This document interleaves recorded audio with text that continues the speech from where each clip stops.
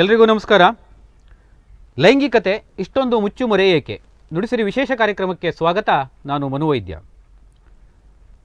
ಲೈಂಗಿಕತೆ ಅನ್ನುವಂಥದ್ದು ಮನುಷ್ಯನ ಜೀವನದಲ್ಲಿ ಈಗ ಆಹಾರ ಮತ್ತು ನೀರು ಹೇಗೆ ಮುಖ್ಯನೋ ಅಷ್ಟೇ ಒಂದು ಪ್ರಾಮುಖ್ಯತೆ ಪಡೆದಿದೆ ಅಂತ ಹೇಳ್ಬೋದು. ಆದರೆ ಇತ್ತೀಚಿನ ದಿನಗಳಲ್ಲಿ ಈ ಲೈಂಗಿಕತೆ ಅನ್ನುವಂಥದ್ದು ಸಮಸ್ಯೆಗಳು ಕೆಲವಷ್ಟು ಈಗಿನ ಒಂದು ಯುವ ಪೀಳಿಗೆ ಆ ಸಮಸ್ಯೆಯನ್ನು ಎದುರಿಸ್ತಾ ಇದೆ. ಅವರ ಲೈಫ್ ಸ್ಟೈಲ್ ಇರ್ಬೋದು, ಆಹಾರ ಪದ್ಧತಿಗಳಿರ್ಬೋದು, ಏನೇ ಇರ್ಬೋದು.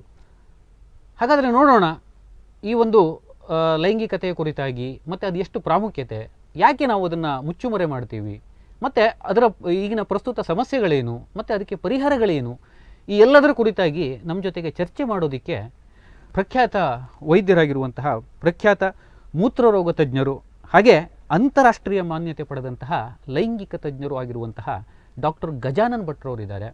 ಬನ್ನಿ ಹಾಗಾದರೆ ಅವ್ರ ಹತ್ರನೇ ನಾವು ಈ ಒಂದು ವಿಷಯದ ಕುರಿತಾಗಿ ಚರ್ಚೆ ಮಾಡೋಣ. ಸರ್, ನಿಮಗೆ ಕಾರ್ಯಕ್ರಮಕ್ಕೆ ಆತ್ಮೀಯವಾದಂಥ ಸ್ವಾಗತ. ನಮಸ್ಕಾರ ಸರ್, ಈಗ ನಮ್ಮ ಒಂದು ಇದಕ್ಕೆ ನೀವು ಬಂದಿದ್ದೀರಿ.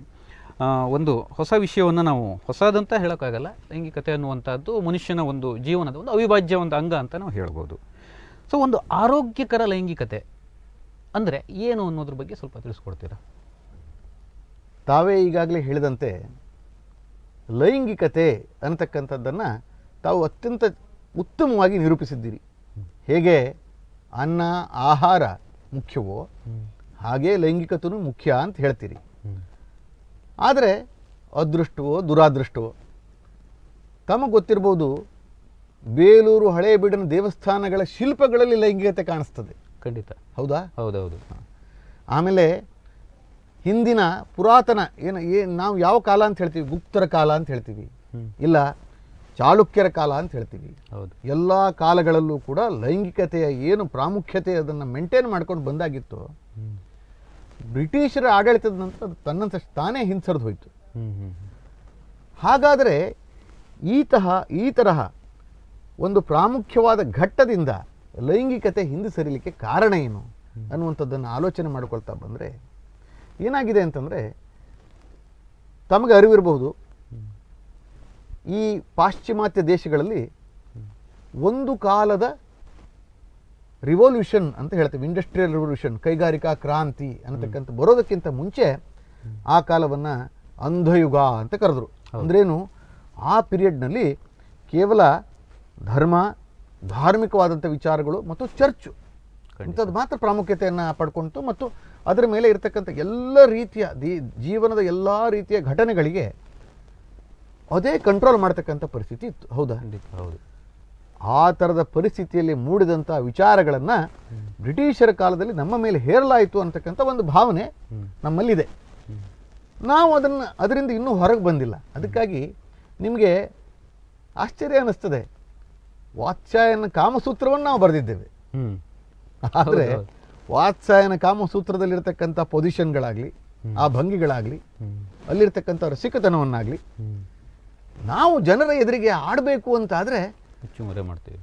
ಯಾವ ಥರ ಮುಚ್ಚುಮರೆ ಅಂತಂದರೆ, ನನಗಿನ್ನೂ ನೆನಪಿದೆ, ಆ ಡಾಕ್ಟ್ರು ಸೆಕ್ಸ್ ಬಗ್ಗೆ ಏನು ಹೇಳ್ತಾರಂತೆ ಅಂತಂದರೆ, ಕೇಳಲಿಕ್ಕೆ ಅವ್ರಿಗೆ ಇಂಟ್ರೆಸ್ಟು, ಆದರೆ ಕೇಳಲಿಕ್ಕೆ ಮುಂದೆ ಬರೋವಂಥ ಜನ ಇಲ್ಲ. ಹೌದಾ? ಹೌದು. ಇದನ್ನು ನೀವು ಮುಚ್ಚುಮರೆ ಅಂತ ಹೇಳ್ತೀರಿ. ನಿಜವಾಗೂ ಮುಚ್ಚುಮರೆ ಇದೆ. ಆದರೆ ಆರೋಗ್ಯಕರ ಲೈಂಗಿಕತೆ ಅನ್ನತಕ್ಕಂಥ ಏನು ಪದವನ್ನು ನೀವು ಬಳಸಿದ್ದೀರಿ, ಹೌದು, ಅದಕ್ಕೆ ನಾನು ಒಂದನ್ನು ಹೇಳಲಿಕ್ಕೆ ಇಷ್ಟಪಡ್ತೇನೆ. ಲೈಂಗಿಕತೆ ಇಲ್ಲದೆ ಆರೋಗ್ಯ ಇಲ್ಲ, ಆರೋಗ್ಯ ಇಲ್ಲದೆ ಲೈಂಗಿಕತೆ ಇಲ್ಲ. ಆ ಕಾರಣಕ್ಕಾಗಿ ನಮ್ಗೆ ಎಷ್ಟೋ ಸಲ ಅನ್ನಿಸುತ್ತೆ, ನಿಮಗೆ ನೆನಪಿರ್ಬೋದು, ಈವನ್ ವೈದ್ಯಕೀಯ ಶಾಸ್ತ್ರದ ಪುಸ್ತಕಗಳಲ್ಲೂ ಕೂಡ ಏನಾಗ್ಬಿಟ್ಟಿದೆ ಅಂತಂದರೆ, ಸಿಫಿಲಿಸ್ಸು, ಗುಪ್ತ ರೋಗಗಳು, ಇಂಥದ್ದನ್ನು ಮಾತ್ರ ನಾವು ಲೈಂಗಿಕತೆ ಬಗ್ಗೆ ಹೇಳ್ಕೊತ ಹೋಗ್ತೇವೆ. ಬಿಟ್ಟರೆ ಅಲ್ಲಿ ಈಗ ಲೈಂಗಿಕತೆ ಅಂತಂದರೆ, ಹಾಗಾದರೆ ರೋಗಗಳು ಮಾತ್ರ ಲೈಂಗಿಕತೆಗೆ ಸಂಬಂಧಪಟ್ಟದ್ದೇ? ಹೌದು, ಆ ಪ್ರಶ್ನೆ ಬರುತ್ತೆ. ಖಂಡಿತ. ರೋಗಗಳು ಇಲ್ಲದೆ ಹೋದರೆ ಲೈಂಗಿಕತೆ ಆರೋಗ್ಯವೇ ಅನ್ನತಕ್ಕಂಥ ಪ್ರಶ್ನೆ ಬರುತ್ತೆ. ಹೌದೌದು. ಒಂದು ನೆನಪಿಟ್ಟುಕೊಳ್ಳಿ, ರೋಗಗಳು ಮತ್ತು ಲೈಂಗಿಕತೆ ಅನ್ನತಕ್ಕಂಥದ್ದನ್ನು ನಾವು ಸಪ್ರೇಟ್ ಮಾಡಿ ನೋಡೋದಕ್ಕೆ ಕಲಿಬೇಕು. ರೋಗಗಳು ಇಲ್ಲದೆಯೂ ಕೂಡ ಲೈಂಗಿಕತೆ ಅನಾರೋಗ್ಯಕ್ಕೆ ಒಳಗಾಗತಕ್ಕಂಥ ಸಾಧ್ಯತೆ ಉಂಟು. ಹೇಗೆ ಅಂತ ಅನ್ನೋದನ್ನು ನಾನೀಗ ಹೇಳ್ತೇನೆ ನೋಡಿ. ಎಲ್ಲವೂ ಸರಿಯಾಗಿದೆ, ಒಂದು ಗಂಡ ಹೆಂಡತಿ ಇದ್ದಾರೆ ಅಂತ ಇಟ್ಕೊಳ್ಳಿ, ಮದುವೆ ಆಗಿದೆ,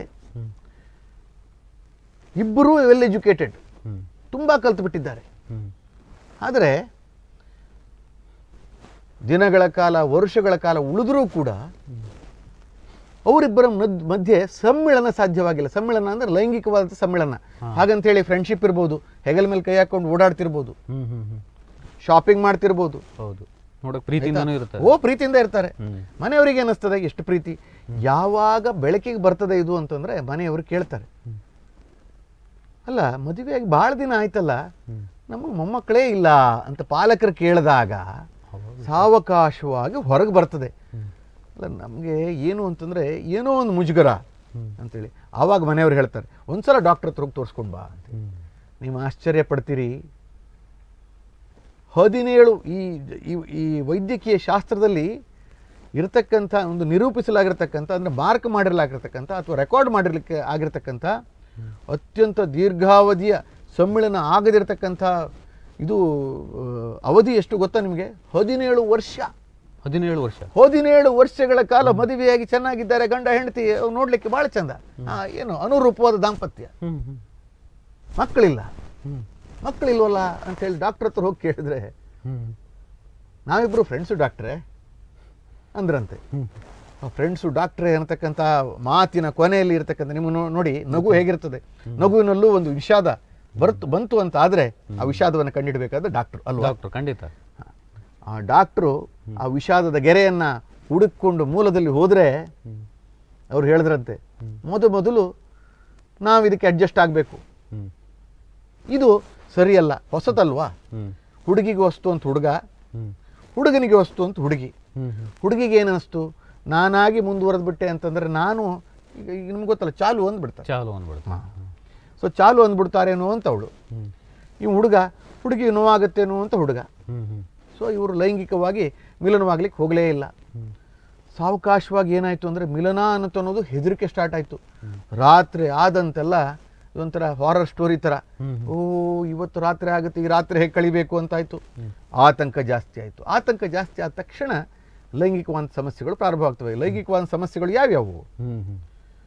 ನಿಮಿರು ದೌರ್ಬಲ್ಯ ಗಂಡಸರಲ್ಲಿ, ಶೀಘ್ರಸ್ಖಲನ ಗಂಡಸರಲ್ಲಿ, ಹೌದು, ಉತ್ತೇಜನ ಆಗದೇ ಇರತಕ್ಕಂಥದ್ದು ಹೆಂಗಸರಲ್ಲಿ, ಮತ್ತು ಯಾವುದೇ ಕಾರಣಕ್ಕೂ ಅವರು ಲೈಂಗಿಕವಾಗಿ ಏನು ಅತ್ಯಂತ ಉಚ್ಛ್ರಾಯ ಸ್ಥಿತಿಯನ್ನು ಮುಟ್ಟಬೇಕು, ಆ ಉಚ್ಛ್ರಾಯ ಸ್ಥಿತಿಯನ್ನು ಮುಟ್ಟದೇ ಇರತಕ್ಕಂಥ ಸಾಧ್ಯತೆ ಹೆಂಗಸರಲ್ಲಿ. ಇಂಥದ್ದು ಪ್ರಾರಂಭವಾದ ತಕ್ಷಣ ಏನಾಗ್ಬಿಡ್ತದೆ ಅಂತಂದರೆ ಲೈಂಗಿಕತೆ ಅಥವಾ ನಾನು ಸೇರಿದರೆ ನನಗೇನು ಸಿಗುತ್ತೆ, ಏನು ಆಹ್ಲಾದ ಸಿಗುತ್ತೆ ಅನ್ನುವಂಥದ್ದನ್ನು ಅವರು ಕಂಡುಕೊಳ್ಳೋದ್ರಲ್ಲಿ ವಿಫಲರಾಗ್ಬಿಡ್ತಾರೆ. ಆದ ತಕ್ಷಣ ಏನಾಗ್ತದೆ ಅಂತಂದರೆ ಲೈಂಗಿಕತೆ ಅನ್ನುವಂಥ ಪದ ಮತ್ತು ಲೈಂಗಿಕವಾದಂಥ ಕ್ರಿಯೆ ಎರಡೂ ಕೂಡ ಟೆರರಿಸಮ್ನಂತೆ ಅನ್ನಿಸ್ತದೆ ಅವರಿಗೆ. ಅವರು ಯಾವ ಕಾರಣಕ್ಕೂ ಸೇರೋಕೆ ಇಷ್ಟಪಡೋದಿಲ್ಲ. ಅಲ್ಲಿ ಬಂತು ನೋಡಿ ಸಮಸ್ಯೆ. ಸೊ ಈ ಥರದ ಸಮಸ್ಯೆಗಳು ನಮ್ಮ ಸಮಾಜದಲ್ಲಿ ಅತ್ಯಂತ ಹೆಚ್ಚಿನ ಮಟ್ಟಿನ ಶಿಕ್ಷಣ ಹೊಂದಿರತಕ್ಕಂಥ ಡಾಕ್ಟರ್ಗಳಲ್ಲೂ ಇದೆ ಅಂದರೆ ನೀವು ನಂಬ್ತೀರಾ? ಹೌದೌದು. ಸೊ ಈ ಥರದ್ದಿದೆ. ಸೊ ಅದಕ್ಕೆ ಹೇಳೋದು ಆರೋಗ್ಯಕರ ಲೈಂಗಿಕತೆ ಅನ್ನತಕ್ಕಂಥದ್ದನ್ನು ನಾನೇನು ಹೇಳ್ತೇನೆ ಅಂದರೆ ಲೈಂಗಿಕತೆ ಇಲ್ಲದ ಆರೋಗ್ಯ ಇಲ್ಲ, ಅದು ಆರೋಗ್ಯಕರ ಲೈಂಗಿಕತೆ. ವೆರಸ್ ನೀವು ಕೇವಲ ರೋಗಗಳನ್ನು ಮಾತ್ರ, ರೋಗಗಳು ಇಲ್ಲದೆ ಇರತಕ್ಕಂಥದ್ದನ್ನು ಮಾತ್ರ, ಫಾರ್ ಎಕ್ಸಾಂಪಲ್ ನಾನು ಹೇಳಿದ್ನಲ್ಲ ಈಗ ಸಿಫಿಲಿಸ್ ಇಲ್ಲ, ಸೊ ಶಿಶ್ನದ ಮೇಲೆ ಯಾವುದೇ ವ್ರಣ ಇಲ್ಲ, ಯೋನಿ ಮೇಲೆ ಯಾವುದೇ ವ್ರಣ ಇಲ್ಲ, ಯಾವುದೇ ರೀತಿಯ ಡಿಸ್ಚಾರ್ಜ್ ಇಲ್ಲ, ಅಂದರೆ ಏನು ಸ್ರಾವ ಅಂತ ಹೇಳ್ತೀವಿ ಇಲ್ಲ, ಹಾಗೆ ಮೈ ಮೇಲೆ ಯಾವುದೇ ಹುಣ್ಣಿಲ್ಲ, ಜ್ವರ ಇಲ್ಲ, ಥಂಡಿ ಇಲ್ಲ, ಆ ಕಾರಣಕ್ಕೆ ಅದು ಆರೋಗ್ಯಕರ ಅಂತ ಅನಿಸ್ಕೊಳ್ಳೋದಿಲ್ಲ. ಇದು ಲೈಂಗಿಕತೆ ಅನ್ನತಕ್ಕಂಥದ್ದು ಮನಸ್ಸಿನ ಮೂಲೆಗಳಿಂದ ಏನು ಭಾವನೆಗಳು ಉತ್ಪನ್ನವಾಗ್ತವೋ ಆ ಭಾವನೆಗಳ ಒಂದು ಸಮ್ಮಿಳನವನ್ನು ನಾನು ಲೈಂಗಿಕತೆ ಅಂತ ಕರಿತೇನೆ. ಸೊ ಇದು ಮನಸ್ಸಿಗೆ ಸಂಬಂಧಪಟ್ಟಿದ್ದಾದ್ರಿಂದ ನಾವು ಯಾವುದನ್ನು ಆರೋಗ್ಯಕರ ಅಂತ ಅಂದ್ಕೊಳ್ತೇವೋ ಎಷ್ಟೋ ಬಾರಿ ಅದು ಅನಾರೋಗ್ಯಕರ ಅಂತ ಅನಿಸ್ಕೊಂಡ್ಬಿಡ್ತೀವಿ. ಸೊ ಅದಕ್ಕೆ ಲೈಂಗಿಕತೆ ಅನ್ನತಕ್ಕಂಥದ್ದನ್ನು ನಾನು ಬಗೆದಷ್ಟು ಆಳ ಅಂತ ಹುಡುಕಿದಷ್ಟು ಸಿಗಲಾರದಂಥದ್ದು. ಖಂಡಿತ. ಮತ್ತು ಅನ್ಫಾರ್ಚುನೇಟ್ಲಿ ನಾವು ಪಂಡಿತರಾಗಿಯೂ ಕೂಡ ಪಾಂಡಿತ್ಯವನ್ನು ತೋರಿಸಲಿಕ್ಕೆ ಆಗದಂಥ ಒಂದು ಶಾಸ್ತ್ರ ಅಂತ ಅನಿಸ್ತದೆ. ಯಾಕೆಂದರೆ ವಾತ್ಸ್ಯಾಯನನ್ನು ಉಲ್ಲೇಖ ಮಾಡಿ ನಾವು ಮಾತಾಡಬೇಕಿತ್ತು ಅಂತಾರಾಷ್ಟ್ರೀಯ ಸಮ್ಮೇಳನಗಳಲ್ಲಿ. ನೀವು ಆಶ್ಚರ್ಯಪಡ್ತೀರಿ, ನಾವು ಸಮ್ಮೇಳನಗಳಲ್ಲಿ ಹೋದಾಗೆಲ್ಲ ನಾನು ವಾತ್ಸ್ಯಾಯನನ್ನು ತೋರಿಸ್ತೇನೆ, ವಾತ್ಸ್ಯಾಯನನ್ನು ಫೋಟೋ ಹಾಕಿ ವಾತ್ಸ್ಯಾಯನನ್ನು ಶ್ಲೋಕವನ್ನು ಉಲ್ಲೇಖಿಸಿ ನಾನು ಪ್ರಾರಂಭ ಮಾಡ್ತೇನೆ ಮಾತಾಡಬೇಕಾಗ್ತದೆ. ಆವಾಗ ಚಪ್ಪಾಳೆಯೊಂದಿಗೆ ಸ್ವಾಗತ ಸಿಗ್ತದೆ. ಖಂಡಿತ. ಆದರೆ ಅದನ್ನೇ ಭಾರತ ದೇಶದಲ್ಲಿ ಮಾಡಿ ಓಡಿಸ್ತಾರೆ. ನಿಜ. ಸೊ ಇಲ್ಲಿ ಸ್ವಲ್ಪ ಒಂಥರ ಅದನ್ನ ಮಡಿ ಮೈಲಿಗೆ ಅನ್ನೋ ರೀತಿಯಲ್ಲಿ ಇದನ್ನ ಮಾಡ್ತಾರೆ. ಅದನ್ನು ನೀವು ಮಡಿ ಅಂತೀರೋ ಅಥವಾ ದೂಷಣೆ ಅಂತೀರೋ ನನಗೆ ಅಂದರೆ ಕೇಳೋದು ಕಷ್ಟ. ಇದನ್ನು ನಾವು ಭಾಳ ನನಗೆ ನೀವು ಆಶ್ಚರ್ಯಪಡ್ತೀರಿ. ನನ್ನ ಈ ಕರಿಯರ್ನಲ್ಲಿ 27 ವರ್ಷ ಸರ್ವೀಸು ನನಗೆ. Okay okay. ಈ 27 ವರ್ಷ ಸರ್ವಿಸ್ನಲ್ಲಿ ನಾನು 13 ವರ್ಷದಿಂದ ಈ ಲೈಂಗಿಕ ವಿಷಯದ ಬಗ್ಗೆ ಅಂದರೆ ಸುಮಾರು ಅರ್ಧ 50% ಸರ್ವೀಸು. ಈಗಿನ ಕೊನೆಯ 13 ವರ್ಷ ನಾನು ಈ ಲೈಂಗಿಕತೆಯ ಬಗ್ಗೆ ಸಂಶೋಧನೆಗಳನ್ನು ಮಾಡಿದ್ದು ಮತ್ತು ಪ್ರಬಂಧಗಳನ್ನು ಮಂಡಿಸಿದ್ದು ಮತ್ತು ಅದರ ಬಗ್ಗೆ ಚರ್ಚೆಗಳನ್ನು ಮಾಡ್ತಾ ಬಂದಿದ್ದೇನೆ. ಈ ಚರ್ಚೆಗಳ ಪೈಕಿ ಈ 13 ವರ್ಷಗಳಲ್ಲಿ ಕೆಲವೊಂದು ಸಾರಿ ಎಂಥ ಪ್ರಸಂಗ ಬಂತು ಅಂತ ನಾನು ಯಾವುದೋ ಒಂದು ನಿಮ್ಗೆ ಗೊತ್ತಲ್ಲ, ಹೌದು, ಲೈಂಗಿಕತೆಯನ್ನು ಹೀಗೆ ನಾವು ಮಾತಾಡಲಿಕ್ಕೆ ರಸ್ತೆ ಬದಿಯಲ್ಲಿ ಮಾತಾಡೋದು ಭಾಳ ಕಷ್ಟ ಅಲ್ವಾ? ಹೌದೌದು. ಮತ್ತೆ ಲೈಂಗಿಕತೆ ಅನ್ನತಕ್ಕಂಥದ್ದನ್ನು ನಾವು ಈಗ ಟ್ರೀಟ್ಮೆಂಟ್ ಕೊಡ್ತೀವಿ ಅಂತಂದ್ರೆ ಜನ ಹೆಂಗೆ ಹೋಗ್ತಾರೆ ನಿಮ್ಗೆ ಗೊತ್ತಿದೆಯಾ? ಯಾವುದೋ ಒಂದು ಹೋಟೆಲ್ನ ಇಂಥ ಮಾಳಿಗೆಯಲ್ಲಿ ಇಂಥ ದಿನ ಬರ್ತಾರೆ ಡಾಕ್ಟ್ರು ಅಂತೇಳಿರ್ತಕ್ಕಂಥ ಕ್ವಾಕ್ಗಳು ಅಂತಂದ್ರೆ ಅವ್ರು ಡಾಕ್ಟ್ರೇ ಅಲ್ಲ, ಏನನ್ನೂ ಕಲ್ತಿರೋದಿಲ್ಲ. ಅವ್ನು ಸುಮ್ಮನೆ ಅಡ್ವರ್ಟೈಸ್ಮೆಂಟ್ ಕೊಡ್ತಾನೆ ಪೇಪರ್ನಲ್ಲಿ, ಇಂಥ ದಿನ ಬರ್ತಾರೆ ಇಂಥ ಮಾಳಿಗೆಯಲ್ಲಿ ಅಂತ ಸೂಕ್ಷ್ಮ ರಹಸ್ಯವಾಗಿ ಹೋಗಿ ಭೇಟಿ ಆಗ್ತಾರೆ ಹೊರತಾಗಿ ನಿಜವಾಗಿ ಕಲಿತಂಥ ಡಾಕ್ಟರ್ ಹತ್ರ ಯಾರೂ ಬರೋದಿಲ್ಲ. ಹೌದಾ? ಹಿಂಗಿರ್ಬೇಕಾದ್ರೆ ಅಂಥ ಸ್ಥಿತಿಯಲ್ಲಿ ನಾನೇನು ಮಾಡಿದೆ, ನಾವು ಇಂಥ ಆಸ್ಪತ್ರೆ ಅಂತ ಹೇಳೋದು ಬೇಡ, ಒಂದು ದೊಡ್ಡ ಶಹರದ ಆಸ್ಪತ್ರೆಗೆ ಲೈಂಗಿಕ ತಜ್ಞನಾಗಿ ನನಗೆ ಆಹ್ವಾನ ನೀಡ್ತಾರೆ ಅಂತ ಹೇಳಿ ಆ ಆಸ್ಪತ್ರೆಯ ಒಬ್ಬರು ಆಪರೇಷನಲ್ ಮ್ಯಾನೇಜರ್ ಅಂತ ಇರ್ತಾರೆ ಅಲ್ವಾ, ಅವರು ನನಗೆ ಕರೆ ಕೊಟ್ಟರು. ಆಮೇಲೆ ಕರೆ ಕೊಟ್ಟರು, ಅಲ್ಲಿ ಹೋದ ನಂತರ ನೀವು ಆಶ್ಚರ್ಯಪಡ್ತೀರಿ, ಅತ್ಯಂತ ಪ್ರಖ್ಯಾತ ವೈದ್ಯರು ಅವ್ರು ಏನು ಹೇಳಿದ್ರು ಗೊತ್ತಾ? ನೀವು ಮಾತಾಡ್ತಿರೋದು ಪೋರ್ನ್ ಅಂದ್ರೆ ಗೊತ್ತಾಯ್ತಾ? ಗೊತ್ತಾಯ್ತು. ಅವ್ರು ಏನಂತ ತಿಳ್ಕೊಂಡ್ರು ಅಂತಂದ್ರೆ ಪೋರ್ನ್ ಅಂದ್ರೆ ಏನು ಅಂತಂದ್ರೆ ನೀವು ಮಾತಾಡ್ತಿರ್ತಕ್ಕಂಥ ಪ್ರಾರ್ನ್ ಇದು ಹೆಲ್ದಿ ಅಲ್ಲ, ಅಶ್ಲೀಲ ಅನ್ನೋ ತರ ರೀತಿಯಲ್ಲಿ ಇದು ಹೇಳಿದ್ದು ಯಾರು? ವೈದ್ಯರು, ಡಾಕ್ಟರ್ ಹೆಂಗಂದ್ರು. ಸೊ ಹೀಗಿರ್ಬೇಕು. ವೈದ್ಯರು ಯಾರು? ಆಧುನಿಕ ವೈದ್ಯ ಶಾಸ್ತ್ರದ ವೈದ್ಯರು. ಹಾಗಾದ್ರೆ ಅವರು ಏನು ಸಣ್ಣ ಪುಟ್ಟವರೇ ಅಲ್ಲ, ಅತ್ಯಂತ ಉಚ್ಚ ಮಟ್ಟದ ಕಲಿಕೆಯನ್ನ, ನಾನೀಗ MCH ಮಾಡಿದ್ದೇನೆ, ಅವರು ಕೂಡ ಅವ್ರ ಕ್ಷೇತ್ರದಲ್ಲಿ MCH ಮಾಡಿ ಆ ಒಂದು ಆಸ್ಪತ್ರೆಗೆ ಅವರು ನಿರ್ದೇಶಕ ಮಂಡಳಿಯಲ್ಲಿ ಅವರು ಸದಸ್ಯರು. ಅವರು ಹೀಗೆ ಹೇಳಿದ್ರು. ನನಗೆ ಆವಾಗ ಅನಿಸಿದ್ದು ನಿಜವಾದ ಶಿಕ್ಷಣ ಬೇಕಾಗಿದ್ದು ವೈದ್ಯರಿಗೆ, ಜನರಿಗಲ್ಲ ಅಂತ. ಫಸ್ಟ್ ಅವ್ರು ಕರೆಕ್ಟ್ ಆಗಿದ್ರು ಮಾತ್ರ ಜನರಿಗೆ ಹೇಳ್ಬೋದಲ್ಲ. ಹೌದು, ನೀವು ಆಶ್ಚರ್ಯ ಪಡ್ತೀರಿ. ನೋಡಿ ಹೇಗಿದೆ ಮಜಾ, ಹೇಗೆ ಅಂತಂದ್ರೆ ನೀವು ಯಾವ್ದಾರ ವೈದ್ಯರ ಹತ್ರ ಹೋಗಿ, ವೈದ್ಯರ ಹತ್ರ ಹೋಗಿ ಸ್ಟಾರ್ಟ್ ಮಾಡಿ ಏನಂತೇಳಿ, ನೋಡಿ ನನಗೆ ಸ್ವಲ್ಪ ಉದ್ರೇಕ ಸಮಸ್ಯೆ ಇದೆ ಅಂತ ಹೇಳಿ. ಅವರು ಅವಾಗ ಏನು ಹೇಳ್ತಾರೆ ಗೊತ್ತಾ? ನಿಜವಾದ ವೈದ್ಯ ಏನು ಹೇಳಬೇಕು? ಏನು ಸಮಸ್ಯೆ ಇದೆ, ಯಾವಾಗಿಂದ ಸಮಸ್ಯೆ ಇದೆ, ಇದು ಯಾಕಾಗೆ ಆಯಿತು, ನಿಮ್ಮ ಸಂಬಂಧಗಳಲ್ಲಿ ಏನು ತೊಂದರೆ ಇದೆ ಅನ್ನತಕ್ಕಂಥದ್ದು ಹುಡುಕ್ಬೇಕಲ್ವಾ? ಮನುಷ್ಯ ಕೇಳಿಸ್ಕೊಳ್ಳಿಕ್ಕೆ ರೆಡಿ ಇರೋದಿಲ್ಲ. ಹೇಗಿರ್ತದೆ ಅಂತಂದ್ರೆ, ಹೌದಾ, ಸರಿ, ಈ ಎಲ್ಲ ಗುಳಿಗೆ ತಗೊಳ್ಳಿ, ಮುಂದಿನ ವಾರ ಬನ್ನಿ. ಡಾಕ್ಟ್ರು ಕೂಡ ಅದನ್ನು ಅವಾಯ್ಡ್ ಮಾಡ್ತಾನೆ. ಮತ್ತೆ ಮುಂದೆ ಬೇರೆ ಹೇಳೋದೇ ಬೇಡ, ಅಥವಾ ಕೊಟ್ಟು ಕಳಿಸ್ಬಿಡೋಣ ಅನ್ನೋ ಮುಂದೆ ಕಳಿಸ್ಬಿಡೋದು. ಕೇಳಲಿಕ್ಕೆ ಅವನಿಗೂ ಇಷ್ಟ ಇಲ್ಲ. ಅಂದರೆ ನಮ್ಮತನವನ್ನು ಅಂದರೆ ವೈದ್ಯರಾಗಿದ್ದು ಕೂಡ ನಾವೇ ಎಲ್ಲಿ ಎಡವುತ್ತಾ ಇದ್ದೇವೋ ಅನ್ನತಕ್ಕಂಥ ಒಂದು ಭಾವನೆ ನನಗೆ. ಈಗ ಅದರಲ್ಲಿ ನಾನು ಏನು ಹೊರತಲ್ಲ, 27 ವರ್ಷಗಳಲ್ಲಿ ಮೊದಲು 14 ವರ್ಷ ಮಾಡಿದ್ದು ಅದೇ ಅಂತ ಅನ್ಸುತ್ತೆ. ಯಾಕೆಂದರೆ ಏನಾಗ್ಬಿಡುತ್ತೆ, ದಿನಕ್ಕೆ ನಿಮಗೆ ಗೊತ್ತಿದೆ ನಮ್ಮಲ್ಲಿ ವೈದ್ಯರು ಈಗ ಮೆಡಿಕಲ್ ಕಾಲೇಜ್ಗಳು ಜಾಸ್ತಿ ವೈದ್ಯರು ಬರ್ತಾ ಇದ್ದಾರೆ. ಮೊದಲಿನ ಕಾಲದಲ್ಲ ವೈದ್ಯರೇ ಇರಲಿಲ್ಲ. ಹಿಂಗಿರ್ಬೇಕಾದ್ರೆ ಎಷ್ಟೋ ಸಲ ಅನಿಸ್ತಿತ್ತೋ ಏನೋ ಆವಾಗಿನ ವೈದ್ಯರಿಗೆ, ಅಲ್ಲ ಮರೆಯ ದಿನ ಬರ್ತಾನೆ, ನಾವು ಥಂಡಿ ಜ್ವರ ಕೆಮ್ಮ ಅಂತ ಬರ್ತಾನೆ, ನಿಮೋನಿಯಾ ಅಂತಾರೆ, ಕೋವಿಡ್ ಅಂತಾರೆ, ಫ್ರ್ಯಾಕ್ಚರು ಅಂತಾರೆ, ಆಕ್ಸಿಡೆಂಟು ಅಂತಾರೆ, ಹಾರ್ಟ್ ಅಟ್ಯಾಕು ಅಂತಾರೆ. ಅದನ್ನೆಲ್ಲ ನೋಡ್ಬೇಕು, ಇವೊಂದು ಏನು ಸಮಸ್ಯೆ ಮರೆಯ ಅನಿಸ್ಬಿಡುತ್ತೆ ಏನೋ. ಹೌದೌದು, ಇರ್ಬೋದು. ನಿಜ ಹೇಳ್ತೇನೆ, ಆ ಎಲ್ಲ ಸಮಸ್ಯೆಗಳಿಗಿಂತ ಈ ಸಮಸ್ಯೆ ಬಹಳ ದೊಡ್ಡದು. ಯಾಕೆ ಗೊತ್ತಾ? ಇವ ಇದ್ದು ಸತ್ತಂತೆ, ಅವ ಒಳಗಿಂದೊಳಗೆ ಸಾಯ್ತಾನೆ. ಅರ್ಥ ಆಯ್ತು? ದಿನ ಸಾಯ್ತಾನೆ, ಬದುಕಿದ್ದು ಸಾಯ್ತಾನೆ. ಅವನನ್ನು ನಾವು ನೋಡ್ಲಿಲ್ಲ ಅಂತಂದ್ರೆ ಯಾರು ನೋಡ್ಬೇಕು ಹೇಳುವಂಥದ್ದು ನನ್ನ ಒಂದು ಭಾವನೆ. ಖಂಡಿತ. ಸೊ ಇದ್ರ ಬಗ್ಗೆ ತಾವು ಏನು ಹೇಳ್ತೀರಿ ಅನ್ನೋದನ್ನು ಕೇಳ್ಕೊಂಡು, ಯಾಕಂದ್ರೆ ಜನರು ಹೇಳದ್ ಬರೀ ನಾವು ಒಂದೇ ಹೇಳಿದ್ರೆ ಡೈಲಾಗ್ ಅನ್ಸ್ಕೊಳ್ಳೋದಿಲ್ಲ. ನೀವೇನು ಹೇಳ್ತೀರಿ ಅನ್ನೋದನ್ನು ನಾನು ಕೇಳ್ತೀನಿ. ಖಂಡಿತ. ಈಗ ನೀವು ಸರ್ ಹೇಳಿದ್ರಿ, ಈಗ ಆರೋಗ್ಯಕರ ಲೈಂಗಿಕತೆ ಅಂತ ಅದ್ರ ಬಗ್ಗೆ ಹೇಳಿದ್ರಿ. ಲೈಂಗಿಕತೆ ಅನ್ನುವಂಥದ್ದು ಆರೋಗ್ಯ ಇದ್ರೆ ಮಾತ್ರ ಲೈಂಗಿಕತೆ. ತುಂಬ ಚೆನ್ನಾಗಿ ಹೇಳಿದ್ರಿ. ಓಕೆ, ಈಗ ನೋಡಿ ಸರ್, ಈಗ ಫಾರ್ ಎಕ್ಸಾಂಪಲ್ ಈಗ ಲೈಂಗಿಕತೆ ಅಂದ ಕೂಡಲೇ ಅದರಲ್ಲಿ ಕೆಲವು ವಿವಾಹಿತರು ಬರ್ತಾರೆ, ಅವಿವಾಹಿತರು ಬರ್ತಾರೆ. ಈಗ ಅವಿವಾಹಿತರಲ್ಲಿ ನಾವು ಈಗಿನ ಪ್ರಸ್ತುತ ಒಂದು ಸನ್ನಿವೇಶದಲ್ಲಿ ನಾವು ಕಾಣುವಂಥದ್ದು ಈ ಮಾಸ್ಟರ್ಬೇಷನ್ ಅನ್ನುವಂಥದ್ದು.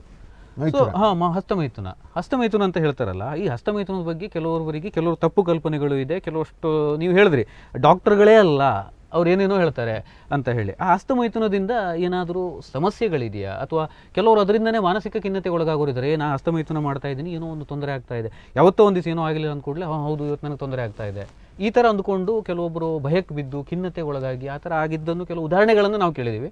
ಸೊ ನಿಮ್ಮ ಅನುಭವದ ಪ್ರಕಾರ ಸೊ ನೀವು ಏನು ಹೇಳ್ತೀರಿ ಒಂದು ಮಾಸ್ಟರ್ಬೇಷನ್ ಕುರಿತಾಗಿ? ನೀವು ಅದು ಉತ್ತಮನೋ ಅಥವಾ ಅದಕ್ಕೆ ವಾರಕ್ಕೆ ಇಷ್ಟೇ ಸಲ ಮಾಡ್ಕೋಬೇಕು ಅಥವಾ ದಿನಕ್ಕೆ ಒಂದು ಸಲ ಮಾಡಿದ್ರೂ ತಪ್ಪು ಅಥವಾ ಎರಡೆರಡು ಸಲ ಮಾಡ್ಕೊಳ್ಳೋರು ಇರ್ತಾರೆ, ಆ ಥರದ್ದೆಲ್ಲ ಕೆಲವು ಕೇಳಿರ್ತೀವಿ. ಬಟ್ ಆ ಥರದ್ದು ಏನಾದರೂ ಇದೆಯಾ ಅನ್ನೋದ್ರ ಬಗ್ಗೆ ಸ್ವಲ್ಪ ತಿಳಿಸ್ಕೊಡಿ ಸರ್. ತಮ್ಮ ಪ್ರಶ್ನೆ ಅತ್ಯಂತ ಪ್ರಸ್ತುತ, ವಾಸ್ತವ ಮತ್ತು ಇದಕ್ಕೆ ಉತ್ತರಿಸಲೇಬೇಕಾದಂಥ ಅವಶ್ಯಕತೆ ಇದೆ ಅಂತ ನನಗನ್ನಿಸ್ತದೆ. ಯಾಕೆ ಅಂತ ಹೇಳ್ತೇನೆ ಕೇಳಿ.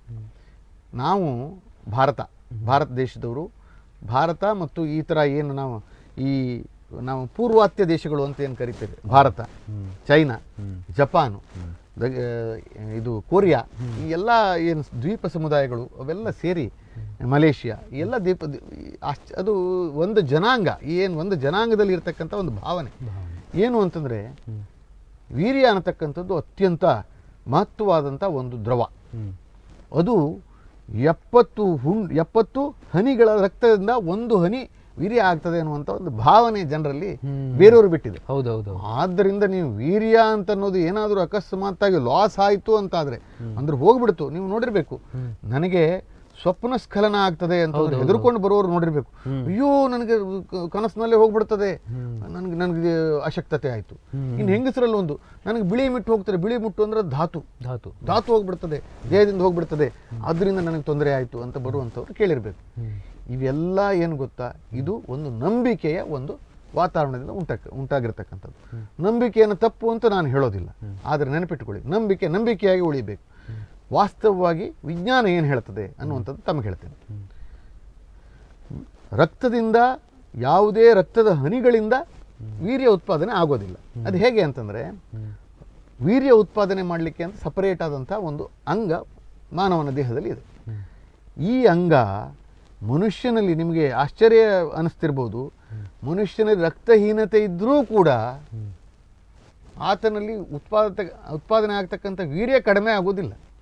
ಅದು ಸಂಪೂರ್ಣವಾಗಿ ಟೆಸ್ಟೋಸ್ಟಿರಾನ್ ಅನ್ನತಕ್ಕಂಥ ಒಂದು ಹಾರ್ಮೋನ್ನಿಂದ ಉಂಟಾಗ್ತಕ್ಕಂಥ ಸ್ರವಿಕೆ.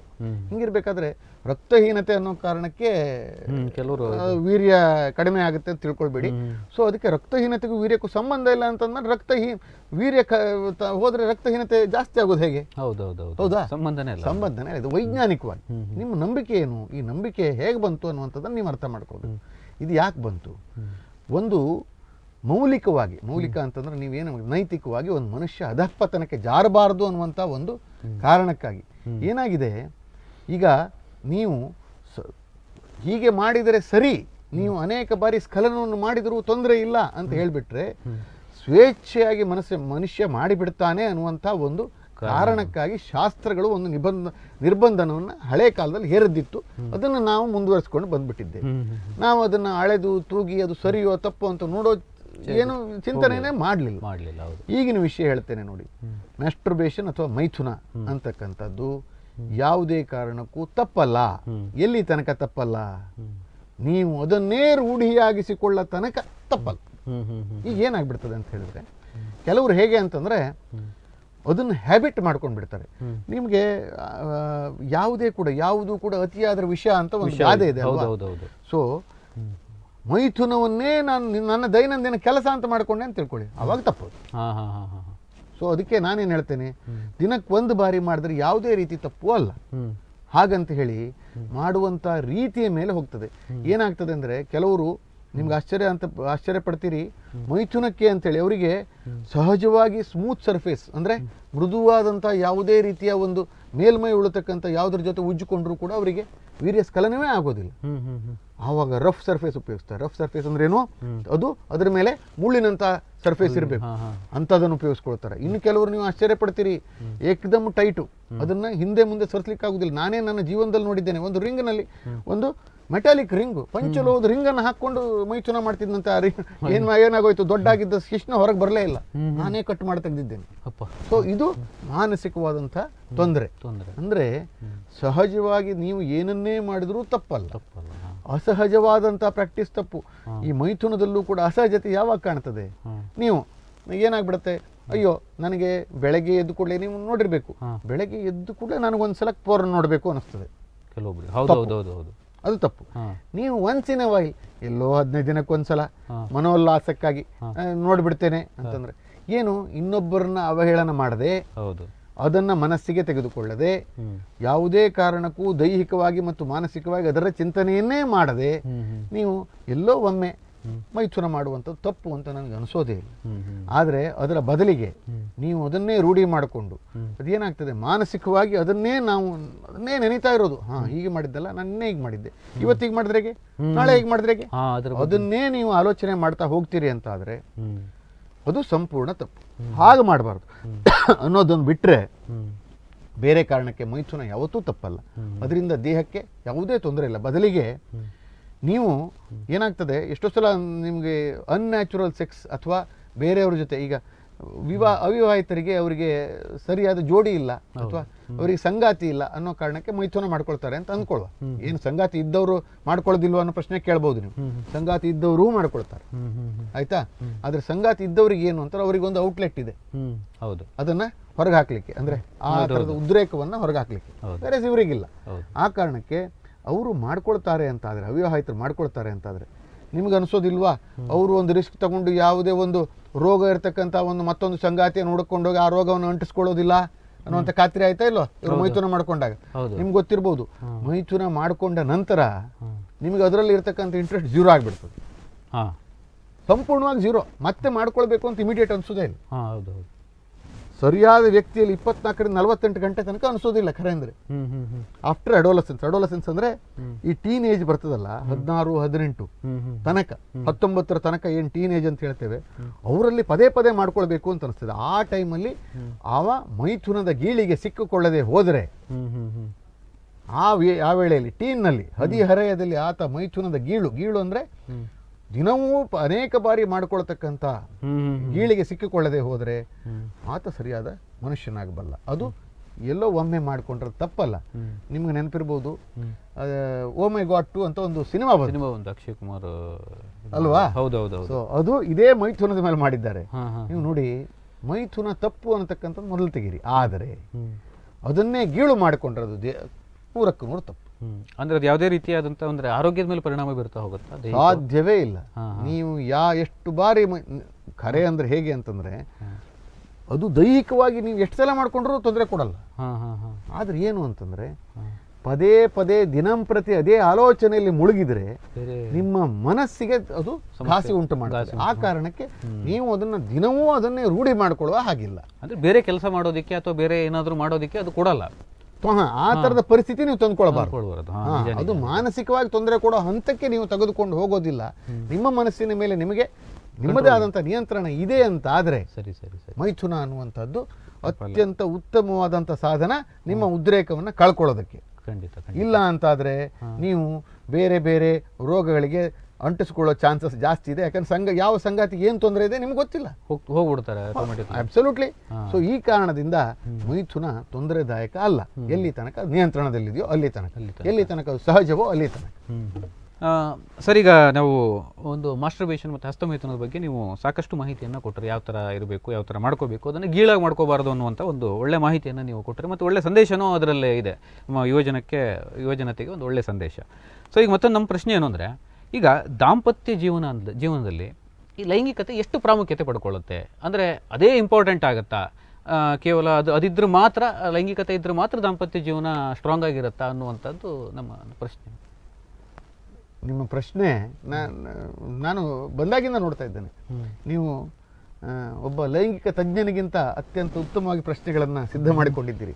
ಆ ಕಾರಣಕ್ಕೆ ನಿಮ್ಮನ್ನು ಅಭಿನಂದಿಸಬೇಕು. ಯಾಕೆ ಅಂತಂದರೆ ನೋಡಿ, ನಾನೊಂದು ಪ್ರೆಸೆಂಟೇಷನ್ ಮಾಡಿದೆ.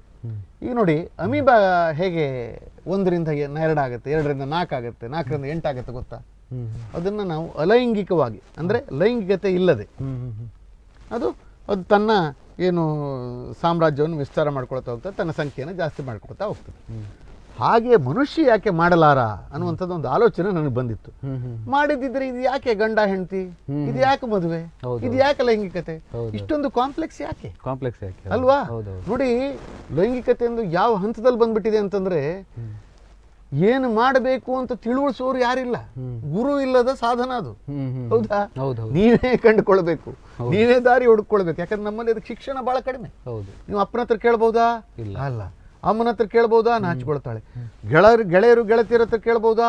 ಚುಚ್ಚುತ್ತಾರೆ. ಸತ್ಯವಾದ್ದನ್ನು ಯಾರು ಹೇಳೋದಿಲ್ಲ. ಹೋಗ್ಲಿ ತಮಾಷೆ ಮಾಡ್ತಾರೆ, ಏನು ತಿಳಿಯೋದಿಲ್ಲ ಅಂತೇಳಿ. ಇಲ್ವಾ, ಹೋಗ್ಲಿ ನೀವು ಹೋಗಿ ಈಗ ಇಂಟರ್ನೆಟ್ ಅಂತ ಒಂದು ಏನು ದೊಡ್ಡ ಭ್ರಮಾಲೋಕವನ್ನು ತೆರೆದು ಬಿಟ್ಟಿದ್ದೀರಿ, ಅಲ್ಲಿ ಹೋಗಿ ನೋಡ್ತೀರಿ ಅಂತ ಇಟ್ಕೊಳ್ಳಿ, ಎಷ್ಟು ಸತ್ಯ ಎಷ್ಟು ಸುಳ್ಳು ಗೊತ್ತಾಗಲ್ಲ, ನಿಮಗೆ ಗೊತ್ತಿಲ್ಲ. ಇನ್ನು ನೋಡಿರ್ಬೇಕು ನೀವು, ಇದ್ದವನನ್ನು ಇಲ್ಲ ಅಂತೇಳಿ, ಇಲ್ಲದೆ ಹೋದವನು ಇದ್ದಾರೆ ಅಂತ ಹೇಳಿ ಸೃಷ್ಟಿ ಮಾಡ್ತಕ್ಕಂಥ ಎಷ್ಟು ಜನ ಇದ್ದಾರೆ. ಸೊ ಸುಳ್ಳುಗಳ ಲೋಕ ಇರ್ಬೋದು, ಸತ್ಯನೇ ಇರ್ಬೋದು, ನಾನು ಎಲ್ಲದೂ ಸುಳ್ಳು ಅಂತ ಹೇಳಲ್ಲ.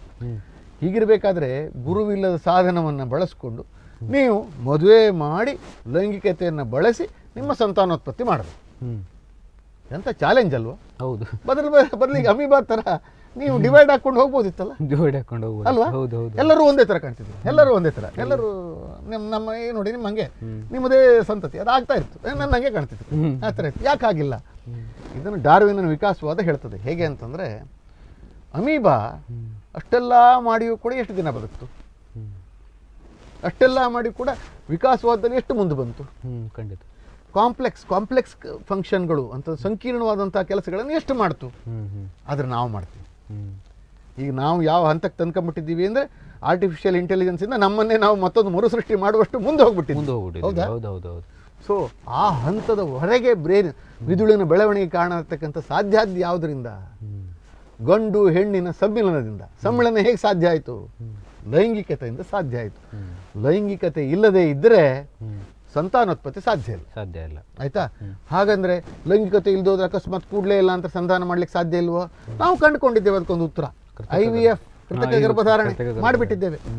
ಆದ್ರೆ ನೆನಪಿಟ್ಟುಕೊಳ್ಳಿ, ಆ ಸಂತೋಷ, ಆ ಸರಸ, ಆ ರಸಿಕತನ, ಆ ಸಹಬಾಳ್ವೆ, ಆ ಒಂದು ಅಪ್ಪುಗೆ, ಆ ಒಂದು ಜೀವನ, ಆ ಕಾಲ, ಮತ್ತು ಅದು ನಿಮ್ಮನ್ನು ನಿಮ್ಮ ಸಂಗಾತಿಯನ್ನು ತರತಕ್ಕಂಥ ಏನು ಸನ್ನಿವೇಶ ಇದೆಯಲ್ಲ, ಯಾವ ಕೃತಕ ಗರ್ಭಧಾರಣೆ ಮಾಡುತ್ತೆ ಸ್ವಾಮಿ, ಯಾವ ಗೂಗಲ್ನ ಸೈಟ್ ಮಾಡ್ತದೆ, ಯಾವ ಪಾರ್ನ್ ಮಾಡ್ತದೆ, ಸಾಧ್ಯ ಇಲ್ಲ. ಅದು ನಿಮ್ಮ ಭಾವನೆಗಳ ಸಮ್ಮಿಲನ ಲೈಂಗಿಕತೆ ಉಂಟಾಗ್ತದೆ. ಹೌದಾ? ಅದು ಅಂತಿಮವಾಗಿ ಗರ್ಭವನ್ನು ಸೃಷ್ಟಿಸ್ತೋ ಬಿಡುತ್ತೋ, ಆದರೆ ನಿಮ್ಮ ಮಧ್ಯೆ ಒಂದು ಸಂಬಂಧವನ್ನು ಸೃಷ್ಟಿ ಮಾಡ್ತದಲ್ಲ, ಮಾಡುತ್ತೆ. ನೋಡಿ, ಭಾರತ ದೇಶ ಹೇಳ್ತಕ್ಕಂಥದ್ದು ಯಾವ ಥರದ ಸನ್ನಿವೇಶದಲ್ಲಿದ್ದೇವೆ ನಾವು. ಭಾರತ ದೇಶ ಅಂತಕ್ಕಂಥದ್ದು ಈಗ ಅಡ್ವಾನ್ಸ್ ಬಿಡಿ, ನಾವು ಲವ್ ಮ್ಯಾರೇಜು ಬಂದಿದೆ, ಇಲ್ಲ ಅಂತ ಹೇಳೋದಿಲ್ಲ. ಒಂದು ಕಾಲದಲ್ಲಿ ಅರೇಂಜ್ ಮ್ಯಾರೇಜ್ ಇತ್ತಲ್ವಾ? ಹೌದು. ಪರಿಚಯನೇ ಇಲ್ಲದೆ ಹೋದಂಥವ್ರು ಮದುವೆ ಆಗ್ತಾ ಇದ್ರು. ಅವರದ್ದು ಬಾಂಡೇ ಲೈಂಗಿಕತೆಯಿಂದ. ಲೈಂಗಿಕತೆ ಇಲ್ಲ ಅಂದ್ರೆ ನೀನು ಯಾರೋ ನಾನು ಯಾರೋ ಅಲ್ವಾ? ಹೌದೌದು. ಲೈಂಗಿಕತೆ ಅನ್ನತಕ್ಕಂಥದ್ದು ಅವರನ್ನ ಬಂಧನದಲ್ಲಿ ಇರತಕ್ಕಂಥ ಒಂದು ಸಾಧನ ಆಗಿತ್ತು. ಹಾಗಾದ್ರೆ ಲವ್ ಮ್ಯಾರೇಜ್ನಲ್ಲಿ ಇಲ್ವೇ ಅಂತ ನೀವು ಕೇಳ್ಬೋದು. ಲವ್ ಮ್ಯಾರೇಜ್ನಲ್ಲೂ ಬಂಧನ ಇಡಬೇಕು ಅಂತಂದ್ರೆ ಬರ್ತದೆ. ಯಾಕೆ ಅಂತಂದರೆ, ಕೆಲವು ದಿನಗಳ ನಂತರ ನಿಮಗೆ ಎಷ್ಟೋ ಸಲ ಸ್ಟೇಲ್ ಅಂದರೆ ಇದರಲ್ಲಿ ಯಾವುದೇ ರುಚಿ ಇಲ್ಲ ಅಂತ ಅನಿಸ್ಲಿಕ್ಕೆ ಸ್ಟಾರ್ಟ್ ಆಗಿಬಿಡ್ತದೆ. If there is no sex. So sex and sexuality, ಲೈಂಗಿಕತೆ ಇಲ್ಲದೆ ಇರತಕ್ಕಂಥ ದಾಂಪತ್ಯ ಇದೆಯಲ್ಲ, ಅದು ದಿನ ಹೋದಂತೆ, ಅದು ಎಷ್ಟೇ ಇರಲಿ, ದಿನ ಹೋದಂತೆ ಅದರಲ್ಲಿ ಈ ಸತ್ವವನ್ನು ಕಳ್ಕೊಳ್ತದೆ. ಹಾಗಾದರೆ ಲೈಂಗಿಕತೆ ಇಲ್ಲದೆ ಹೋದಂಥ ಎಷ್ಟೋ ಜನ ಕಪ್ಪಲ್ಗಳು, ದಂಪತಿಗಳಿದ್ದಾರಲ್ಲ, ವಯಸ್ಸಾದವರು, ಅವರು ಹಾಗಾದರೆ ಇಲ್ವೇ ಅಂತ ನಿಮ್ದೊಂದು ಪ್ರಶ್ನೆ ಕೇಳ್ಬೋದು. ನೆನಪಿಟ್ಟುಕೊಳ್ಳಿ, ಲೈಂಗಿಕತೆ ಅಂತಂದರೆ ಹಾಗಾದರೆ ಕೇವಲ ಶಿಶ್ನ ಮತ್ತು ಯೋನಿ ಇದರ ಸಮ್ಮಿಳನವೇ ಅಂತ ನೀವು ಕೇಳ್ಬೋದು. ಅದು ಅಲ್ಲ, ನಾವು ಅದನ್ನು ತಿಳ್ಕೊಂಡ್ಬಿಟ್ಟಿದ್ದೇವೆ. ನೀವು ಪ್ರೀತಿಯಿಂದ ಒಂದು ಹೂ ಮುತ್ತನ್ನು ಕೊಟ್ಟರು ಅದು ಕೂಡ ಲೈಂಗಿಕತೆ. ನೋಡಿ, ನೀವು ಫೇಸ್ಬುಕ್ಕಲ್ಲಿ ಒಂದು ಪೋಸ್ಟ್ ಹಾಕ್ತೀರಿ. ಯಾಕೆ ಹಾಕ್ತೀರಿ? ಜನ ಅದನ್ನು ನೋಡಲಿ, ನನ್ನನ್ನು ಹೊಗಳಲಿ, ನನ್ನನ್ನು ಒಳ್ಳೆಯವರು ಅಂತ ಹೇಳಿ, ನನಗೆ ಆಹ್ಲಾದವನ್ನು ಉಂಟು ಮಾಡಲಿ ಅಂತಕ್ಕಂಥದ್ದು. ಆ ಥರ ಭಾವನೆ ಅಂತಂದ್ರೆ ಏನರ್ಥ? ನಿಮ್ಮನ್ನು ಆರಾಧನೆ ಮಾಡಬೇಕು, ಈ ನನ್ನನ್ನು ಆರಾಧಿಸಲಿ ಅನ್ನತಕ್ಕಂಥದ್ದು ಒಂಥರ ಲೈಂಗಿಕವಾದಂಥ ಬಯಕೆ. ಆ ಬಯಕೆಯನ್ನು ನೀವು ಮಾಡ್ತೀರಿ ಅಂತಂದ್ರೆ ಅದು ಕೂಡ ಲೈಂಗಿಕತೆ. ನಿಮಗೆ ಗೊತ್ತಿಲ್ಲದೆ ನೀವು ಅದನ್ನು ಮಾಡ್ತಾ ಇದ್ದೀರಿ. ಲಕ್ಷಗಟ್ಟಲೆ ಜನ ಅದನ್ನು ಮಾಡ್ತಾ ಇದ್ದೇವೆ, ಬಟ್ ನಾವು ಮಾಡ್ತಾ ಇಲ್ಲ, ನಾವು ಲೈಂಗಿಕತೆಯಿಂದ ದೂರ ಅಂತ ಹೇಳ್ತಾರೆ. ಆದ್ರೆ ಎಷ್ಟೋ ಜನ ಇದ್ದಾರೆ, ಫೇಸ್ಬುಕ್ ಅಲ್ಲಿ ಇಲ್ವೇ, ಇನ್ಸ್ಟಾಗ್ರಾಮ್ ಅಲ್ಲಿ ಇಲ್ವೇ, ಎಲ್ಲಾ ಕಡೆ ಇದ್ದಾರೆ. ಆದ್ರೆ ಜನ ಅದನ್ನ ಅರ್ಥ ಮಾಡ್ಕೊಂಡಿಲ್ಲ. ಈ ನೀವು ಪ್ರೀತಿಯಿಂದ ಹಗ್ ಮಾಡ್ಕೊಂಡ್ರಿ, ಅದು ಕೂಡ ಲೈಂಗಿಕತೆ. ಪ್ರೀತಿಯಿಂದ ನೀವು ಒಂದು ವೆಕೇಶನ್ಗೆ ಹೋಗ್ತೀರಿ, ಅದು ಲೈಂಗಿಕತೆ. ಏನು ಮಾಡಬೇಕು ಅಂತಿಲ್ಲ, ಹೆಗಲ ಮೇಲೆ ಕೈ ಇಟ್ಕೊಂಡು ಅಡ್ಡಾಡಿ, ಒಂದು ನದಿ ತೀರದಲ್ಲಿ ಒಂದು ಸುತ್ತಾಡಿ, ಅದು ಲೈಂಗಿಕತೆ. ನಾವು ಲೈಂಗಿಕತೆ ಅರ್ಥವನ್ನ ವಿಸ್ತಾರವನ್ನ ಇನ್ನು ತಿಳ್ಕೊಂಡ್ರೆ, ನಾನು ಹೇಳ್ತೇನಲ್ಲ, ಸರ್ವ ರೋಗಕ್ಕೂ ಮದ್ದು ಅದು ಲೈಂಗಿಕತೆ.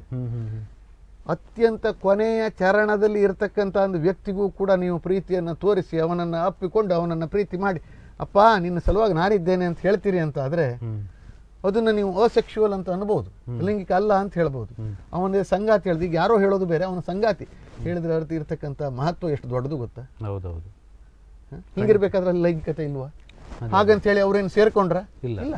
ಒಂದು ಪ್ರೀತಿ, ಒಂದು ಆರಾಧನೆ, ಒಂದು ನಾನು ನೀನು ಒಂದೇ ಅನ್ನತಕ್ಕಂಥ ಭಾವನೆ, ಅದು ಲೈಂಗಿಕತೆ. ಲೈಂಗಿಕತೆ ಇಲ್ಲದ ಜೀವನ ಸಪ್ಪೆ. ಆದರೆ ಏನಾಗ್ಬಿಟ್ಟಿದೆ ಅಂತಂದ್ರೆ ಬೇರೆ ಬೇರೆ ಕಾರಣಗಳಿಗೆ, ಫಾರ್ ಎಕ್ಸಾಂಪಲ್ ನೋಡಿ, ನನ್ನ ಹತ್ರ ಜನ ಬರ್ತಾರೆ, ನನಗೆ ಆಶ್ಚರ್ಯ ಅನ್ನಿಸ್ತದೆ. ನೋಡಿ, ನಮ್ಮ ಸಂಗಾತಿ ಹೇಳ್ತಾರೆ, ನಮ್ಮದು ಇದರದ್ದು ಶಿಶ್ನದ ಗಾತ್ರ ಸಣ್ಣದು, ಅದನ್ನು ದೊಡ್ಡ ಮಾಡ್ಲಿಕ್ಕೆ ಬರ್ತದಾ ಅಂತ ಕೇಳ್ತಾರೆ. ಒಂದು ನೆನಪಿಟ್ಟುಕೊಳ್ಳಿ, ಗಾತ್ರ ಇಲ್ವೇ, ಅದರ ಆಕಾರ ಇಲ್ಲ, ಅದು ಸಣ್ಣದಾಗತಕ್ಕಂಥ ರೀತಿ, ದೊಡ್ಡದಾಗುವಂಥ ಸಮಯ, ಎಷ್ಟು ಹೊತ್ತು ನೀವು ಸೇರ್ತೀರಿ ಅನ್ನತಕ್ಕಂಥ ಎಲ್ಲದಕ್ಕಿಂತ ಮುಖ್ಯ ನೀವು ನಿಮ್ಮ ಸಂಗಾತಿಗೆ ಕೊಡ್ತಕ್ಕಂಥ ಸಮಯ ಬಹಳ ಇಂಪಾರ್ಟೆಂಟು. ನೀವು ಅದನ್ನು ಕೊಡಲಿಲ್ಲ, ಬರೀ ಹೋಗಿ ಒಂದೇ ಸಲಕ್ಕೆ ಹೋಗಿ ಏನೋ ಒಂದು ಈಗ ಪ್ರೀ ಮಾನ್ಸೂನ್ ಶವರ್ಸ್ ಬರ್ತದಲ್ಲ, ಗಡಗಡ ಅಂತ ಗುಡುಗ್ತು, ಹಂಗೆ ಹಿಂಗೆ ಮಳೆ ಬಂತು, ನಾಲ್ಕು ನೀವು ಉದುರಿಸಿದ್ರಿ ಬಂದ್ರಿ ಅಂತ ಆದ್ರೆ ಅದು ಲೈಂಗಿಕತೆ ಅನಿಸ್ಕೊಳ್ಳೋದಿಲ್ಲ. ಮಿತ್ರರೇ, ನೆನಪಿಟ್ಟುಕೊಳ್ಳಿ, ನೀವು ನಿಮ್ಮ ಸಂಗಾತಿಗೆ ಎಷ್ಟು ಸಮಯವನ್ನು ಮೀಸಲಿಡ್ತೀರೋ ಅದು ಆರೋಗ್ಯಕರ ಲೈಂಗಿಕತೆ. ಯಾವುದೇ ಗಾತ್ರ, ರೂಪ, ಆಕಾರ, ವಿಕಾರ ಯಾವುದಕ್ಕೂ ಸಂಬಂಧವಿಲ್ಲ. ಆ ಲೈಂಗಿಕತೆಯನ್ನು ನೀವು ಬಳಸಿ, ಆವಾಗ ನೆನಪಿಟ್ಟುಕೊಳ್ಳಿ, ಯಾವುದೇ ವೈದ್ಯನ ಅವಶ್ಯಕತೆ ಇಲ್ಲ ಅಂತ ನನಗನ್ನಿಸ್ತದೆ. ಇದಕ್ಕಿಂತ ಈ ವಿಷಯದಲ್ಲಿ ಹೆಚ್ಚು ಹೇಳಬೇಕು ಅಂತ ನನಗನ್ಸೋದಿಲ್ಲ. ಅರ್ಥವಾದವರು ತಿಳ್ಕೊಳ್ತೀರಿ, ಅರ್ಥವಾಗಲಿಲ್ಲ ಅಂದರೆ ನಾನಿದ್ದೇನೆ. ಖಂಡಿತ ಸರ್, ತುಂಬ ಒಳ್ಳೆ ಮಾಹಿತಿಯನ್ನು ಕೊಟ್ಟರು. ಯಾಕೆಂದರೆ ಇಂಥ ಒಂದು ಮಾಹಿತಿಯನ್ನು ಇದುವರೆಗೂ ಯಾರೂ ಕೊಟ್ಟಿರಲಿಲ್ಲ. ಯಾಕೆಂದರೆ ಲೈಂಗಿಕತೆ ಅನ್ನುವಂಥದ್ದು ಎಲ್ಲರ ದೃಷ್ಟಿಯಲ್ಲಿರುವಂಥದ್ದು ಒಂದೇ ದೃಷ್ಟಿಯಲ್ಲಿ ನೋಡಿರ್ತಾರೆ. ಲೈಂಗಿಕತೆ ಅಂದರೆ ಗಂಡು ಹೆಣ್ಣು ಸೇರುವಂಥದ್ದು ಅನ್ನುವಂಥದ್ದು. ಆದರೆ ನೀವು ಇದನ್ನು ಒಂದು ಎಕ್ಸ್ಟ್ರಾಆರ್ಡಿನರಿಯಾಗಿ ಹೊಸ ರೀತಿಯಲ್ಲಿ ಒಂದು ಲೈಂಗಿಕತೆ ಅನ್ನುವಂಥದ್ದು, ಒಬ್ಬರನ್ನು ಕೈಯನ್ನು ಹಿಡ್ಕೊಂಡಿರುವ ಅದೊಂದು ರೀತಿಯ ಲೈಂಗಿಕತೆ, ಆ ಥರ ಒಂದು ಲೈಂಗಿಕತೆ ಅಂತ ಹೇಳಿದರೆ, ಅಂದರೆ ಇಲ್ಲಿ ಮಾನಸಿಕವಾಗಿ ಮೇನ್ ಇಂಪಾರ್ಟೆನ್ಸನ್ನು ಕೊಟ್ಟಿದ್ದೀರಿ. ಸರ್, ಕೊನೆಯದಾಗಿ ಈಗ ನೀವು ಲಾಸ್ಟಾಗಿ ಕೊನೆಯದಾಗಿ ನಾವು ನಮ್ಮ ಒಂದು ಯುವ ಜನತೆಗಿರ್ಬೋದು ಅಥವಾ ನಮ್ಮ ಜನತೆಗೆ ಏನು ಒಂದು ಸಂದೇಶವನ್ನು ಕೊಡೋದಕ್ಕೆ ಇಷ್ಟಪಡ್ತೀನಿ? ನನ್ನ ಸಂದೇಶ ಇಷ್ಟೇ ನೋಡಿ, ನಿಮ್ಮ ಆರೋಗ್ಯ ನಿಮ್ಮ ಕೈಲಿದೆ.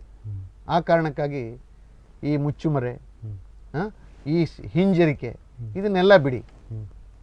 ಅನವಶ್ಯಕವಾಗಿ ಗೊಂದಲಗಳಿಗೆ ಸಿಕ್ಕೊಳ್ಬೇಡಿ. ನಿಮಗೆ ಸಮಸ್ಯೆ ಅಂತ ಅನಿಸ್ತು ಅಂತಾದರೆ ನೆನಪಿಟ್ಕೊಳ್ಳಿ, ನಿಮಗೆ ಸಮಸ್ಯೆ ಅಂತ ಅನಿಸ್ಬೇಕು, ನಿಮ್ಮನ್ನು ನೀವು ಅರಿತುಕೊಳ್ಳಿಕ್ಕೆ ಪ್ರಯತ್ನ ಮಾಡಿ. ಅದು ಭಾಳ ದೊಡ್ಡ ಕಷ್ಟ. ನೆನಪಿಟ್ಕೊಳ್ಳಿ, ಅತ್ಯಂತ ದೊಡ್ಡ ಯೋಗಿಗಳು, ಸನ್ಯಾಸಿಗಳು ಮಾಡಲಿಕ್ಕೆ ಆಗದಂಥ ಕಾರ್ಯ ಅದು. ಆದರೂ ಕೂಡ ಒಂದು ಪ್ರಯತ್ನ ಮಾಡಿ ನೋಡಿ, ನೀವು ಅರಿತುಕೊಳ್ಳಿಕ್ಕೆ ಪ್ರಯತ್ನ ಮಾಡಿ. ನಿಮ್ಮಲ್ಲಿ ಕೊರತೆ ಅಂತ ಅನಿಸ್ತು ಅಂತಾದರೆ ನಿಮ್ಮ ಸಂಗಾತಿಯ ಜೊತೆ ಹಂಚಿಕೊಳ್ಳಿ. ಆ ಸಂಗಾತಿ ಮತ್ತು ನೀವು ಸೇರಿ ನಿರ್ಣಯ ತೆಗೆದುಕೊಳ್ಳಿಕ್ಕಾಗ್ತದೆ. ಅಕಸ್ಮಾತ್ ಆಗಲಿಲ್ಲ ಅಂತಾದರೆ ಯೋಗ್ಯವಾದಂಥ ವೈದ್ಯರನ್ನು ಕಾಣಿ. ಜಗತ್ತು ಸುಂದರ ಅನ್ನಿಸ್ತದೆ, ಇನ್ನೂ ಕೂಡ ಬದುಕಬೇಕು ಅಂತ ಅನಿಸ್ತದೆ. ಆ ಸೌಂದರ್ಯದಲ್ಲಿ ನಾವೂ ಕೂಡ ತಲ್ಲೀನರಾಗೋಣ ಅಂತ ಅನಿಸ್ತದೆ. ಇದಕ್ಕಿಂತ ಜಾಸ್ತಿ ಯಾವುದು ಸುಖ ಇಲ್ವಾ? ಏನಂತೀರಿ? ಖಂಡಿತ ಸರ್, ತುಂಬ ಒಳ್ಳೆಯ ಮಾಹಿತಿಯನ್ನು ಕೊಟ್ಟರಿ. ನಮ್ಮ ನುಡಿಸಿರಿ ವಾಹಿನಿಯಿಂದ ನಿಮಗೆ ಹೃತ್ಪೂರ್ವಕವಾದಂಥ ಧನ್ಯವಾದಗಳು ಸರ್. ವೀಕ್ಷಕರೇ, ನೋಡಿದ್ರಲ್ಲ, ಒಂದು ಲೈಂಗಿಕತೆ ಅನ್ನುವಂಥದ್ದು ಎಷ್ಟು ಪ್ರಾಮುಖ್ಯತೆ ಒಂದು ಮನುಷ್ಯನ ಜೀವನದಲ್ಲಿ ಅನ್ನುವಂಥದ್ದನ್ನು ಡಾಕ್ಟರ್ ಗಜಾನನ್ ಭಟ್ರವರು ತುಂಬ ಒಂದು ಸೊಗಸಾಗಿ ಮತ್ತು ಅಷ್ಟೇ ಒಂದು ಸರಳವಾಗಿ ನಮಗೆ ವಿವರಿಸಿಕೊಟ್ಟಿದ್ದಾರೆ. ಮತ್ತು ಮುಂದಿನ ಸಂಚಿಕೆಯಲ್ಲಿ ಇಂತಹ ಒಂದು ಹೊಸ ವಿಷಯಗಳೊಂದಿಗೆ ಮತ್ತೆ ಭೇಟಿಯಾಗೋಣ. ಅಲ್ಲಿವರೆಗೆ ನೀವು ನೋಡ್ತಾ ಇರಿ ನುಡಿಸಿರಿ ವಾಹಿನಿಯನ್ನು. ಇದು ಕರುನಾಡಿನ ನಾಡಿಮಿಡಿತ.